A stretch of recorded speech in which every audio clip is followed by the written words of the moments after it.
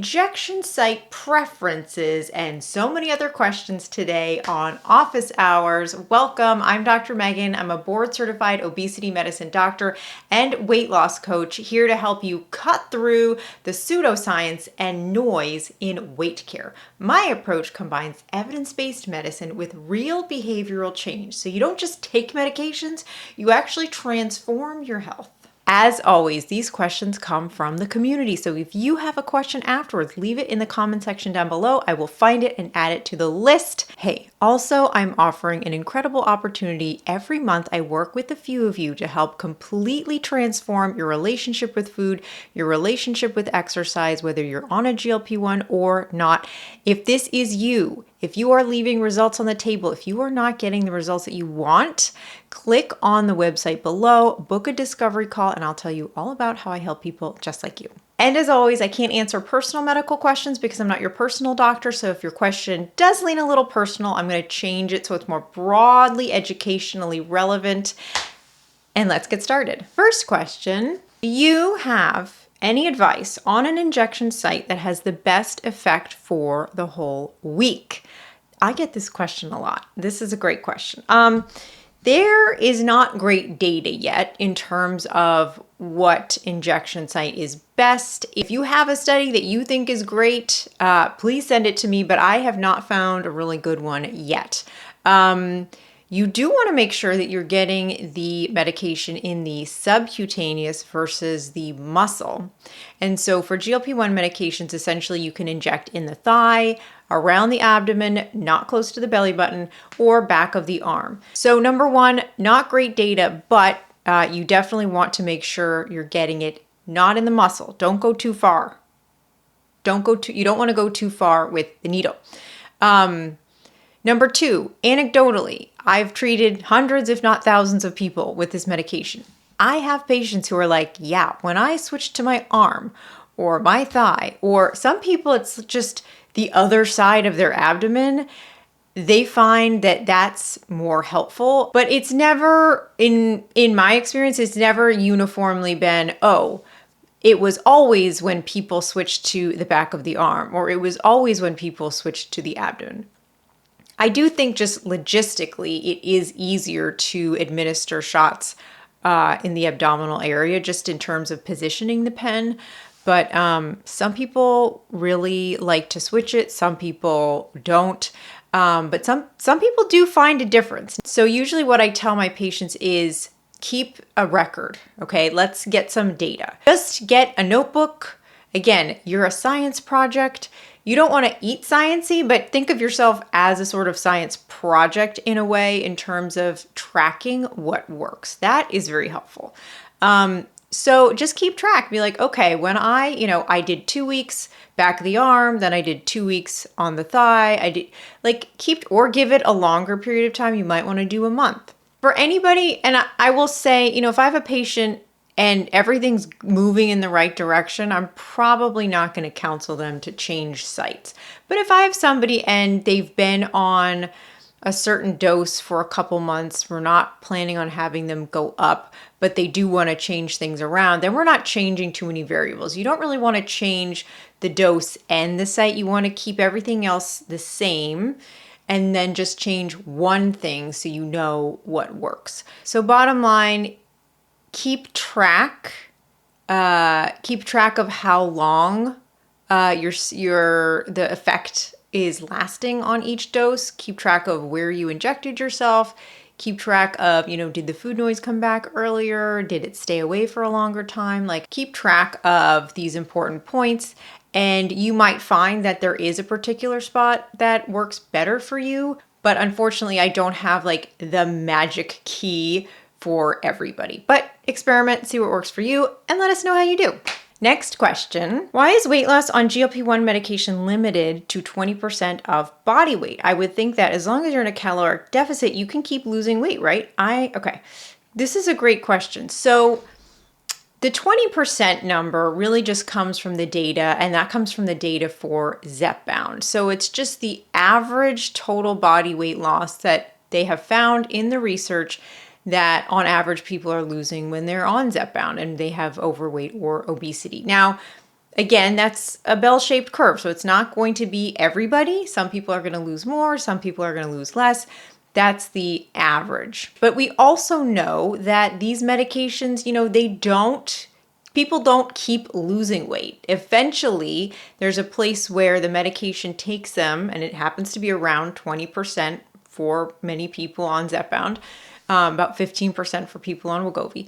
But it takes them to that point, and then the medication doesn't really take them beyond that. So if they want to lose weight beyond that, they have to do something else. So it doesn't mean you can't lose more than 20% of your body weight when you're on a GLP-1 medication. It just means if we're just thinking about what the medication is doing, it's about 20%.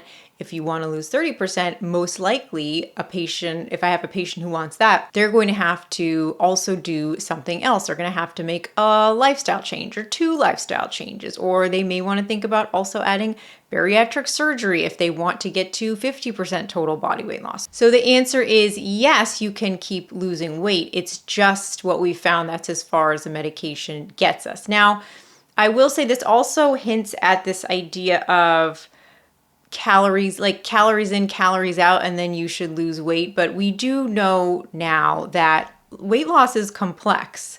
And there are many different reasons why people gain weight, and there are many different mechanisms by which they lose weight.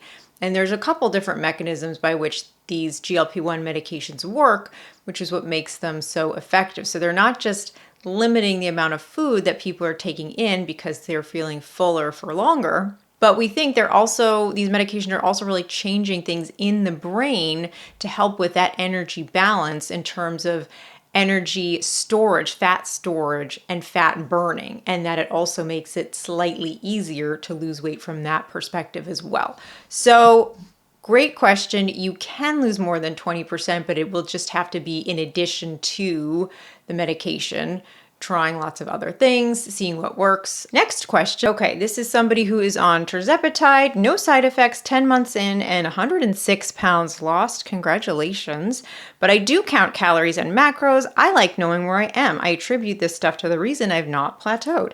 I only recently went on 7.5 milligrams. If you're hitting plateaus, you're probably not aware of all of what you are ingesting. So this is not so much a question as a comment, but I wanted to add to it because I've talked about calorie counting before. I never ask patients to do it, but I do have some patients that really like it. They really like tracking those things. And for those patients, I would never say stop, because if it feels easy and manageable and something they want to continue doing, go for it.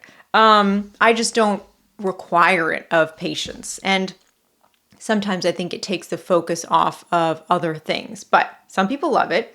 But I also think that what this comment points out, which I wanted to add to, is that being more mindful or having a more intuitive approach as opposed to a more externally monitoring approach doesn't mean that you're not thinking about what you're eating. It just means you're switching how you're monitoring from your external cues to your internal cues. So external cues being portion size, calories, weighing your food, all those external metrics that somebody else could determine for you and present to you, versus your hunger level, your fullness level, how the food makes you feel, how satisfying the food is. All these internal cues that I think are extremely important, and also coincidentally that the GLP-1 medications really help boost these internal signals, which is another reason why they're so effective. But it definitely doesn't mean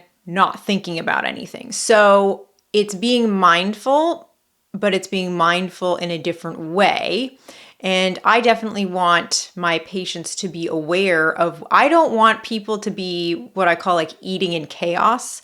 Like they're just grabbing things and they're like, I don't really have a plan. I'm just kind of scavenging around and seeing what I can eat, even if what they're eating is quote unquote healthy, right? I don't think that's a great way for anybody to live. So I still want people to have an idea, a plan, a system that works for them, but it's just, I don't require that system to include calorie counting, but I do want them to be mindful of what they're eating, how it makes them feel, their fullness levels, how many times they're eating throughout the day. That's really important. So thank you so much for bringing that up. I'm glad that the tracking works for you. If you are also somebody who loves tracking, let me know. If you are someone who loves not tracking and going by your internal cues, I hear you. Thank you so much. And I would love to know if there are more of you out there, because that's what I find is very effective for my patients, very liberating from all these things that they've traditionally been asked to do. But if that's not you, I would love to know as well. Okay, next question. Is Mounjaro okay for a person that has thyroid nodules?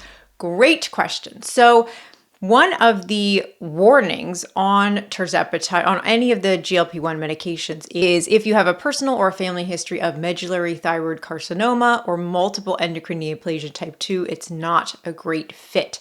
Now, I usually, personally, I don't start somebody on one of these medications if I know they have thyroid nodules that are undifferentiated. If I don't know, like if I haven't seen an ultrasound that tells me, yeah, these look pretty simple, they haven't changed, they're being monitored and they're not very medically exciting. If I haven't seen that, that's not somebody that I really feel comfortable with starting the medication yet. And these are easy things to investigate, but I don't feel comfortable starting a medication if that's still an active question. So the short answer to this is that it really, of course, as always, it really depends on the patient.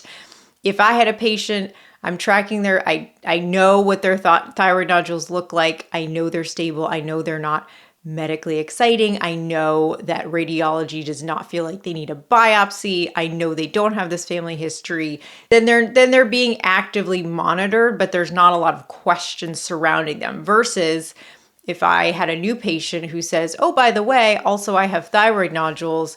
I'm looking at their history. We have no ultrasound. I don't know what their family history is. I have no other data to go off of. I'm going to make sure that I get a look at those and see how big they are, how many, if we have any other data about them before I go adding a medication such as Mounjaro, because even though it's very rare, as always, as the physician, my job first is to do no harm. I want to make sure I'm not making things worse in the effort to get them to a healthier BMI. So that's the thought process that I use when I have a patient who has thyroid nodules. Great question.